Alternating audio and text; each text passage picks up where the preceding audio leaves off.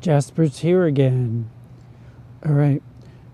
Hello, welcome to Juniper Level Botanic Garden, the home of Plant Delights Nursery, and a very handsome cat. This is Jasper.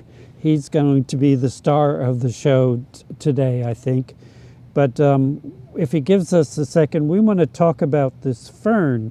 It's the middle of February. We are cutting down a lot of the evergreen ferns a little bit earlier than normal because the winter was hard on them. I don't think it was our low temperatures because we only went to 15, but I think having two snows, the first one being more of ice event, and then a heavy snow after that, I think that was hard on a lot of the evergreen ferns. But this was out here in the garden through all of it and looks largely unfazed by the snow and the cold. And I haven't even told you this fern's name yet. It's Polypodium vulgare. Vulgare meaning common, not vulgar in the American English way, but vulgar in the English way, meaning common.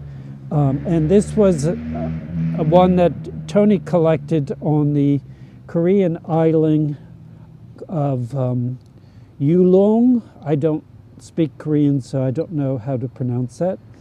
And collected as spores, and Tony failed to succeed with the European form of this species, Polypodium vulgare, but you can see it has this Korean selection has done extremely well.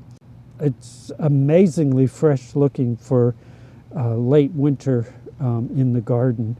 This is a shady location, average soil. Our native soil is a sandy loam, and just looks great. It is a spreading fern. You can see it spread, I don't know, 5-6 feet, but in 20 years, so it's not a rampant spreader, but could be a lovely small-scale ground cover in the shade garden to cover the ground in between other things.